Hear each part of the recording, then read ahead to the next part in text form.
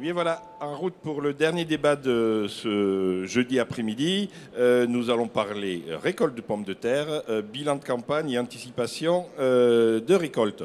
Alors pour discuter de la pomme de terre, j'accueille avec plaisir André Mengui, président de la commission primeur du CNIPT. Bonjour. Bonjour.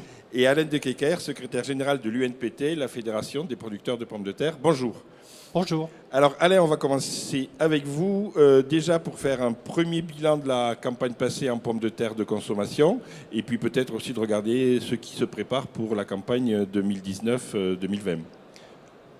Oui, et bien donc pour la campagne de conservation, comme chacun sait, ça a été une campagne assez compliquée en sens où la pomme de terre a beaucoup souffert du manque d'eau et de l'excès de chaleur, et donc les rendements ont été faibles. Ce qui fait qu'on a eu une récolte faible en France et très faible au niveau européen, on était à 24 millions de tonnes pour l'ensemble des pays du NEPG, alors que l'équilibre... Le NEPG, c'est les 5 pays producteurs du nord-ouest européen. Oui, voilà. Ouais, ça regroupe la Belgique, les Pays-Bas, l'Allemagne, la France et l'Angleterre. Enfin, le Royaume-Uni. Le Royaume-Uni, oui. Voilà. Donc en général, c'est un peu ce qu'on regarde le plus. On estime que l'équilibre de la production, il est entre 27 et 28 millions de tonnes. Là, on était à 24 millions de tonnes, donc 4 millions de tonnes de moins qu'une récolte normale, quoi. Voilà. Alors avec des pays qui ont été plus ou moins pénalisés, mais l'Allemagne a été particulièrement pénalisée puisqu'elle a fait très chaud, très sec, encore plus sec qu'ailleurs. Et nous, en France, on a été pénalisés également, surtout dans les zones non irriguées, et à la limite peut-être un peu moins dû à l'irrigation, parce que ça a quand même sauvegardé les rendements, quoi. Donc ça a favorisé la stratégie d'irrigation. Clairement, je pense que s'il n'y avait pas eu l'irrigation, une campagne comme l'année dernière, on aurait été avec des rendements encore beaucoup plus faibles, une qualité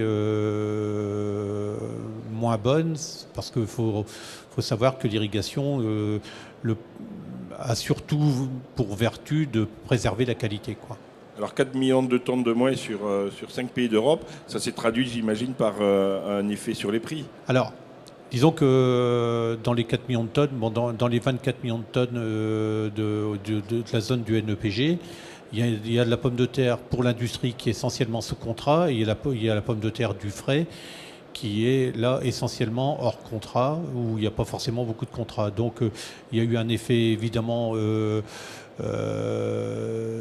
différent selon le débouché. C'est-à-dire que pour les producteurs livrant l'industrie, on est à prix fixe, donc le prix est maintenu et les chiffres d'affaires sont forcément mauvais étant donné que le rendement n'a pas été atteint.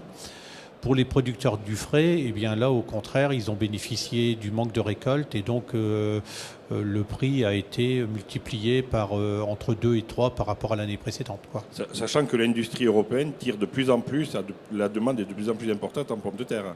Oui, alors on en reparlera après, mais le moteur de la pomme de terre au niveau de la zone du NEPG, et même en France, et de plus en plus l'industrie, qui est localisée en France, mais surtout en Belgique, et qui se développe sans arrêt et qui demande de plus en plus de pommes de terre. Avec un effet compliqué comme l'an dernier, où non seulement ça peut peser sur les prix, mais aussi si le producteur ne peut pas livrer ce qu'il avait convenu de livrer, il peut être pénalisé. Alors, disons que c'est pas forcément le cas pour tous les producteurs, ni pour tous les industriels. C'est-à-dire que certains industriels, les industriels belges en général, ont obligé les producteurs à livrer l'intégralité de leur volume en contrat, mais c'est vrai également pour certains industriels français, c'est vrai également pour tout le négoce intermédiaire qui livre l'industrie. En Hollande et chez certains industriels, notamment Maken en France, ils abordent les choses un peu différemment parce que, ils reconnaissent le cas de force majeure pour raison climatique. Et donc dans ces cas-là, ils n'obligent pas à livrer. Bon, ça reste des sujets qui sont assez compliqués.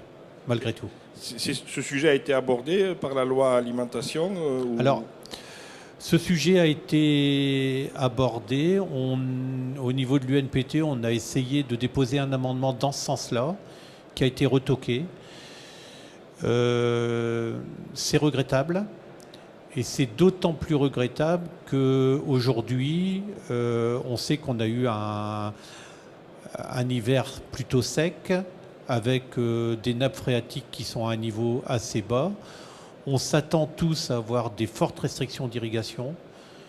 Je pense qu'il faut qu'on prie pour qu'il pleuve assez régulièrement cet été. Sinon, on risque d'avoir des très grosses déconvenues en termes de rendement parce qu'on sait qu'il y aura des limitations d'irrigation. Il y a déjà dans certaines régions, notamment dans le nord, ce qui est plutôt inhabituel, des restrictions d'irrigation, mais on sait que dans les Hauts-de-France, il y a d'autres régions où plus ou moins les décisions vont être prises dans ce sens-là également, quoi.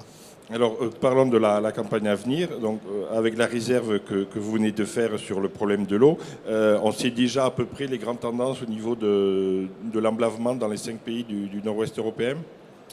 Alors, au niveau de... Oui, on essaye d'appréhender l'augmentation, enfin, comment dire, l'évolution des surfaces au niveau des 5 grands pays européens.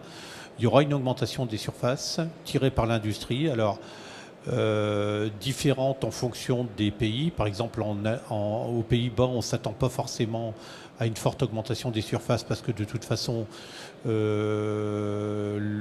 n'y a plus de place pour faire davantage de pommes de terre. En Belgique, les chiffres annoncent entre 0 et 8%, enfin une très faible augmentation des surfaces en Wallonie, par contre une forte augmentation des surfaces en Flandre, ce qui pour l'instant est un peu étonnant parce que quand on voit des augmentations de surface, on pense plutôt à la Wallonie qu'à la Flandre. Mais les chiffres sont ceux-là. En France, on s'attend à avoir une augmentation de surface peut-être un peu supérieure à nos estimations et probablement entre 2 et 3%. Et je pense que sur l'ensemble de la zone NEPG, on peut s'attendre à avoir une augmentation des surfaces autour de 2 à 3%, quoi. Voilà. Faible augmentation et menace sur le rendement à cause du risque de manque d'eau. Disons que ce qui conditionne la production, c'est l'augmentation des surfaces, évidemment, et le rendement. Donc le rendement a beaucoup plus d'impact sur la récolte que la surface. C'est-à-dire que, bon, grosso modo, ici, on aura 2 à 3% de surface en plus. Le rendement peut varier de 20%, peut-être même plus. Voilà. Donc, pour l'instant, il y a un signe, il y a une augmentation des surfaces tirée par la demande industrielle. Pour l'instant, on ne sait pas trop distinguer s'il y a une augmentation des surfaces également sur le marché du frais. On peut le penser. On peut le penser parce que la pomme de terre est considérée un peu comme une valeur refuge par rapport aux grandes cultures qui sont un peu en déshérence. Quand on pense à la betterave a été mal valorisée, les céréales, le prix ne décolle pas. Les autres productions, c'est assez compliqué. Donc, beaucoup considèrent que la pomme de terre est une valeur refuge, à tort. Parce que, comment dire, il y a des années qui sont très compliquées. Mais voilà, pour l'instant, on en est un peu là, quoi. Alors, il y a une polémique actuellement dans le nord de la France où des producteurs ou des industriels belges viendraient sous-louer des terres pour faire de la pomme de terre. Alors...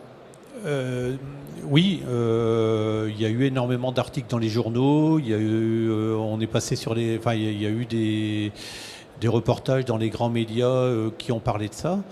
Alors, bon, d'abord, c'est plus ou moins vrai, en sens quand on parle d'illégalité, c'est pas forcément toujours le cas. C'est-à-dire qu'un producteur qui est propriétaire de ces terres a le droit de louer ces terres et c'est pas illégal.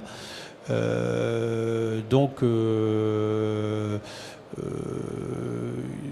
dans certains cas, ça peut être illégal. Alors, Mais en quoi ce serait un problème? alors, en quoi ce sera un problème? Disons que personnellement, j'ai un peu de mal à me faire une idée précise. Il faut savoir que pour produire de la pomme de terre, de toute façon, la pomme de terre se fait dans le cadre d'une rotation. De plus en plus, les producteurs de pommes de terre doivent investir pour avoir une qualité et avoir un volume de production suffisant pour amortir les investissements qui sont très élevés en pommes de terre. Donc ça oblige les producteurs à se spécialiser. Voilà. Donc avoir recours à des locations ou à des échanges ou à produire chez d'autres, ça va dans le sens de la qualité aussi. C'est-à-dire que ça permet de maintenir une certaine productivité, ça permet pour des raisons sanitaires, de limiter par exemple le développement des nématodes voilà. Donc tous les producteurs, enfin une grande partie des producteurs de pommes de terre ont besoin de se spécialiser pour pouvoir toujours être au top en matière de production. Je pense qu'au-delà de l'aspect polémique sur les Belges qui viennent en France et tout ça, alors les Belges viennent en France produire de la pomme de terre. La principale raison, c'est parce que les industriels sont en Belgique pour la plupart. Voilà. Mais au-delà de ce phénomène-là, je pense que ce qui est important, c'est pas tellement le fait qu'ils soient belges ou français, c'est le modèle qui transparaît au travers de ça. C'est-à-dire, c'est que de plus en plus, c'est très vrai en Belgique, ça l'est de plus en plus en France, on est sur un modèle industriel de production.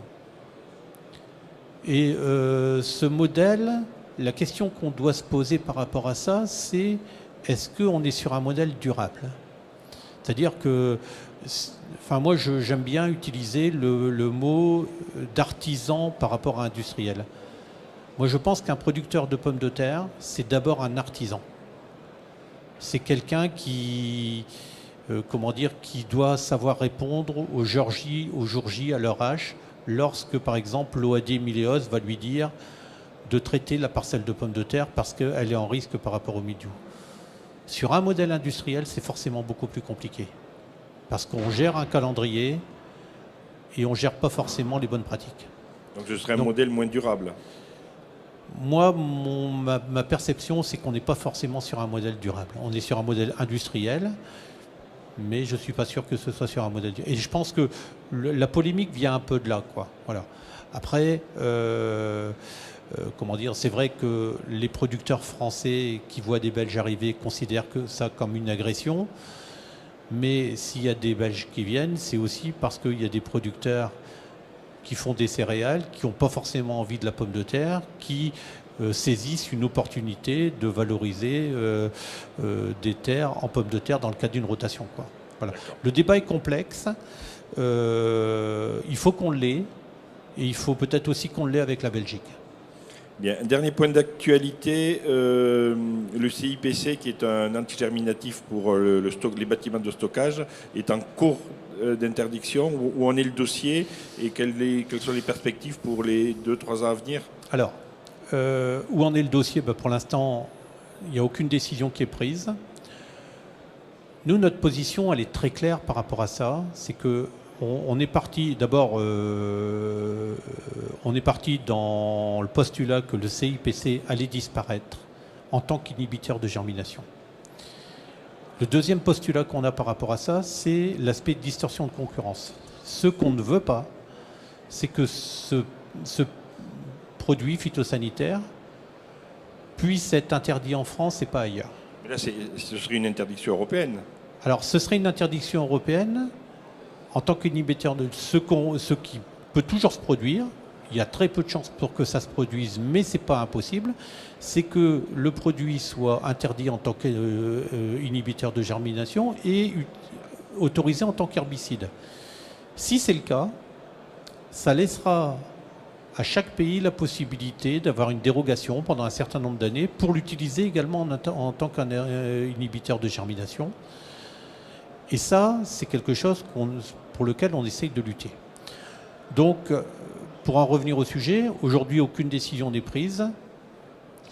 On sait qu'il y a des méthodes alternatives qui existent. Il y a l'huile de menthe, on parle de l'huile d'orange, on parle du dormir. Il y a d'autres produits qui sont également dans les tuyaux, notamment aux États-Unis, qui ne sont pas encore homologués en Europe, mais il y a de fortes chances qu'ils le soient un jour. Donc par rapport à ça, il y a des méthodes alternatives, mais à des coûts qui sont extrêmement plus élevés.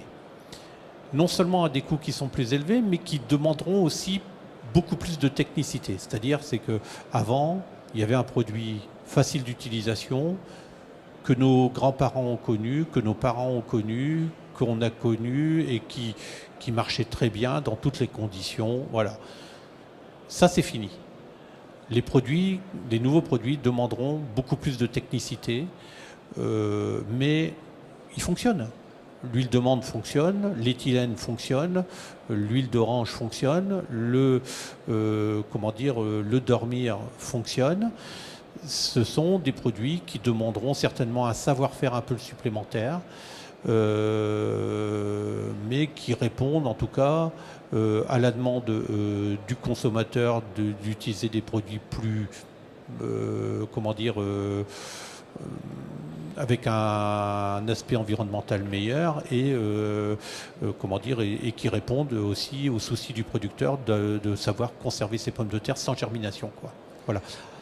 Pour ce qui est du CIPC, une chose est sûre aussi, c'est que ça va modifier la façon de faire des producteurs, ça devra modifier la façon de faire de tous les intermédiaires. C'est-à-dire que peut-être qu'au niveau de la grande distribution ou du conditionneur, eh bien, il faudra certainement veiller à ce que les délais de retour en magasin soient un peu plus rapides, parce que les pommes de terre se comporteront peut-être un peu différemment qu'avec le CIPC dans le passé, quoi. Voilà. Donc c'est un grand débat. Bien, merci Alain de Kecker. Alors André Menguy, le printemps est là, la pomme de terre primeur va arriver, on en a envie, il nous tarde, elle fait partie des produits du printemps. Donc où en est la production, quand est-ce qu'elle va arriver et comment se porte la filière primeur? Bien, déjà une petite rétrospective de l'an passé où nous avions dans la tête deux handicaps de départ. Le premier étant une météo capricieuse avec du gel précoce, donc qui a handicapé quelques bassins de production. Et ensuite, comme Alain vient de le dire, donc des stocks quand même qui étaient non négligeables de l'ancienne récolte. Et de ce fait, eh bien, les rayons étaient relativement chargés de l'ancienne récolte. Les éléments de sécheresse sont venus quelque part effacer ces éléments. Et de ce fait, donc, la primeur a retrouvé toute sa place dans les rayons. Et je dirais que la campagne s'est déroulée d'une façon correcte, avec un bon échelonnement des différents bassins de production, chose qui n'était pas le cas l'année d'avant. Donc ça, c'est la rétrospective. Si on regarde la campagne à venir, je n'ai pas les chiffres définitifs, ils sont en cours, mais je me permets de dire dès aujourd'hui, donc c'est une stabilité, voire une légère augmentation. Les surfaces ? Oui, des surfaces qui auraient été certainement plus accentuées si il n'y avait pas eu de déficit dans les semences et notamment dans les variétés très précoces qui ont limité quelque part les emblavements. Donc il y avait une plus forte demande, on aurait pu emblaver davantage si on avait eu les plans pour le faire. Je pense que oui. Sinon, côté météo, je dirais qu'on n'a pas subi de gel dans les différents bassins, que notre précocité est à peu près d'une dizaine de jours, hein, où les bassins les plus précoces, que ce soit le Roussillon dans ce secteur-ci, tout comme le Val-de-Loire et la Bretagne, donc, ont démarré leur production de plein champ dans leur prévisionnel et dans un équilibre offre-demande. Alors, et puis là, on vient de le voir, il y a moins de stock de la campagne précédente. Je reste toujours très prudent. Cette réponse, je suis très satisfait de la donner le 31 juillet. En revanche, bon, je suis quand même de nature optimiste et de ce fait de dire que d'une façon théorique, les clignotants sont ouverts pour la future campagne primeur parce que nous sommes qu'aux prémices valeurs aujourd'hui, hormis qu'il pourrait y avoir de l'importation. Alors les premières primeurs sont à partir de la mi-avril. Mi-avril, donc on y est. Nous y sommes dans un équilibre offre-demande et que la progression va poursuivre son chemin dans les semaines et les mois à venir. Et jusqu'à fin juillet, début août. Absolument. Voilà. Le CNIPT accompagne traditionnellement le début de la campagne avec une communication dédiée. Je suppose que c'est encore le cas.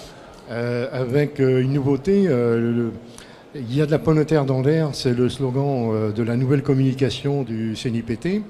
Il y a de la pomme de terre de primeur dans l'air, d'avril au mois de juillet.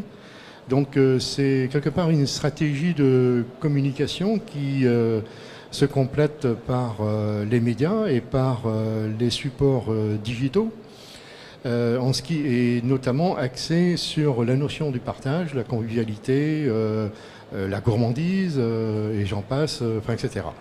Donc campagne primeur, eh bien, le premier dîner de presse a eu lieu le jour du printemps, le 21 mars, au restaurant Le Papillon à Paris, avec la présence d'un producteur. Et qu'ensuite, la campagne télévisée au travers de spots, de microfilms publicitaires, et notamment dédiés à la primeur, dans une période qui partira du 18 mai au 3 juin, et diffusée sur plusieurs chaînes, que ce soit France 2, France 3, 5, et j'en oublie, il y en a plein d'autres, eh bien, permettra aux consommateurs donc, de découvrir cette pomme de terre de primeur. Ceci en conjugaison avec les réseaux sociaux qui seront Facebook et Instagram et qui permettront aux internautes d'être sensibilisés à cette pomme de terre de primeur au travers d'une opération qui va s'intituler Very Good Moment, tout simplement la notion du partage. Et au travers de ce jeu-là, eh bien, ça permettra aux internautes de devenir les ambassadeurs de la pomme de terre de primeur. Alors vous parliez d'importation. Quel pays pourrait venir un petit peu, quelles origines pourraient venir perturber ce bon climat? Disons que durant la période de commercialisation de la primeur, bien sûr, on peut avoir des pays limitrophes à la France, qui sont l'Espagne, voire l'Italie. Valeur aujourd'hui, l'Espagne accuse un retard dans sa période, dans son calendrier de commercialisation et a quand même un débouché contractuel de longue date qui est l'Allemagne. L'Allemagne, valeur aujourd'hui, donc, est en déficience de pommes de terre et importe dans le moment de la provenance d'Égypte, voire d'Israël, mais surtout d'Égypte. De là, donc, ça pourrait être une envie d'importateurs. Je l'ignore valeur aujourd'hui. En revanche, je pense que la production française, comme tous les ans, doit satisfaire la demande française. Et là c'est le cas pour l'instant, a priori. A priori, ce serait le cas pour l'instant, dans les conditions actuelles. Oui, complètement. Bon. Complètement. Et la primeur, on exporte peu. Très peu. Oui. À une époque, nous étions exportateurs sur les pays limitrophes, notamment l'Europe du Nord, qui sont la Grande-Bretagne, le Danemark, voire l'Allemagne. Aujourd'hui, la primeur a fortement régressé parce qu'elle a trop longtemps été une variable d'ajustement entre les surstocks de pommes de terre de conservation et sa place légitime qu'elle a, et stratégique, voire économique, qu'elle joue entre deux campagnes de pommes de terre de conservation. Et d'ailleurs, à ce titre-là, l'interprofession pommes de terre s'est mise dans une réflexion au travers d'une étude de transition de campagne, en relation bien sûr avec le sujet précédent qui sont les antigerminatifs. C'est une étude qui a été cofinancée par France Agrimaire. Les conclusions ont été rendues et que valeur aujourd'hui, donc il est prématuré d'en parler dans la mesure où la réflexion interprofessionnelle est en cours dans ce schéma-là. Ce qui voudrait dire quelque part, moi c'est ma conviction profonde, qu'il n'est pas impossible demain qu'au vu d'une tendance sociétale, d'une tendance de certaines enseignes de la distribution, de bannir les anti-germinatifs éventuellement, eh bien que la pomme de terre de primeur retrouverait sa place légitime sur les mois de mai et juin, et notamment dans les bassins historiques dont il y a un savoir-faire et des surfaces qui permettront de redorer le blason de la primeur française. Alain de Kecker, ce qui vient d'être à l'UNPT, vous représentez tous les producteurs, y compris ceux de consommation, et ceux de conservation et ceux de primeur. Ce qui vient d'être dit, c'est en gros, on stocke moins longtemps pour laisser la place à la primeur, mais c'est un peu contradictoire avec le développement de la filière pomme de terre. Je ne pense pas que ce soit contradictoire. D'abord, ce qu'on constate, les chiffres ont tendance quand même à le prouver, c'est que depuis quelques années, eh bien, pour les pommes de terre du marché du frais, il y a quelques années, la fin de campagne, on l'a située plutôt fin mai. Aujourd'hui, ça a tendance à avancer. C'est-à-dire que je vois ici, on est fin avril, même pas. On est dans une ambiance de fin de campagne. Évidemment, la récolte a été faible et on peut penser que c'est pour ça. Moi, je pense qu'on est sur une tendance lourde. On est sur une tendance lourde parce que les consommateurs ont envie de nouveautés et tout ça. Si on regarde par exemple en Angleterre ce qui se passe, des primeurs, on en trouve très longtemps. On va trouver des primeurs du mois de mars jusqu'au mois de décembre. Et donc, je pense que c'est... Qui viennent qui viennent d'Angleterre, si elles peuvent être produites en Angleterre, mais qui peuvent venir d'ailleurs aussi lorsqu'il n'y en a pas. Mais ça, je pense que c'est vrai un peu dans tous les pays du monde. Mais je pense que le caractère primaire, c'est un caractère qui est dans l'air du temps, qui correspond à une demande du consommateur. Donc c'est vrai que ça va nécessiter, et la réflexion est en cours sur la transition de campagne, ça va nécessiter une réflexion. C'est-à-dire que si on veut laisser une place pour la primeur, forcément, il faudra peut-être que les pommes de terre soient conservées moins longtemps. Si on était allemand, on ne s'inquiéterait pas.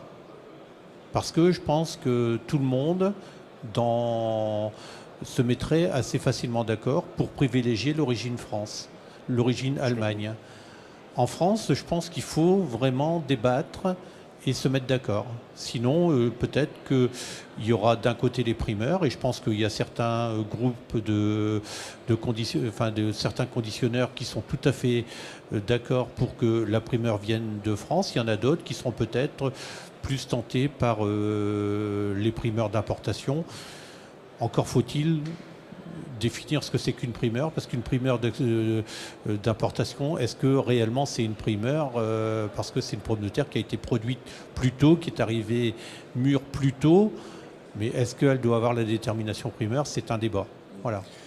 André Mengui, si on veut développer la consommation de la pomme de terre primeur, il faut développer la production. Or, vous avez dit que cette année, il y avait eu un manque de plants. Ça veut dire aussi qu'il faut de nouveaux producteurs. Est-ce que la filière est prête à se lancer dans ce chantier important et ambitieux? Alors, important, ambitieux, oui et non. Quelque part, je dirais que le producteur, il faut qu'il soit sécurisé. Cette sécurité passe par une garantie de débouchés. Ça peut être une contractualisation obligatoire de volume, pas nécessairement de prix, mais de volume, qui garantirait au producteur un débouché. Et partant de ce constat-là, et je pense que les bassins historiques comme la Bretagne, voire la Normandie, voire le Sud-Ouest, voire le Sud-Est, seraient prêts à redorer le blason de la primeur, donc des volumes qui n'ont cessé de régresser d'année en année. Bien, mais Alain, oui. Non, parce que, je pense que si on regarde, par exemple, là encore en Allemagne, ils produisent des primeurs dans le Palatinat. On se dit, mais dans le Palatinat, comment est-ce possible de produire des primeurs? Nous, en France, on a une chance formidable. C'est que on a un pays qui est grand, il y a plein de zones où on peut être capable de produire des primeurs et on n'a pas besoin d'aller en chercher ailleurs, quoi. Enfin, je veux dire, on a toutes les, les infrastructures pour pouvoir produire des pommes de terre, peut-être dans le sud-est, peut-être dans le sud-ouest, peut-être dans les régions traditionnelles comme la Bretagne. Voilà. Et donc, à ce niveau-là, il n'y a pas de... on ne devrait pas craindre les importations parce qu'on a un vrai savoir-faire et on a en plus une situation pédoclimatique en France qui le permet. Voilà. Bien, écoutez, merci d'être venu nous annoncer que peut-être la France veut redévelopper et redémarrer, même si elle ne s'est pas complètement arrêtée, sa production de pommes de terre primeur. On est impatient parce que c'est un produit qu'on aime bien. Et pour l'hiver, on garde la vieille patate pour faire nos frites et nos purées. Merci à tous les deux. Au revoir. Ce soir, je vous rappelle que... Oui, on peut applaudir, on peut applaudir.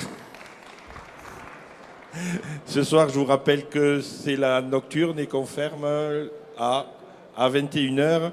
Et demain, rendez-vous demain à 10h pour un débat sur l'emploi et la formation dans les filières fruits et légumes. Merci à tous. Bonne soirée.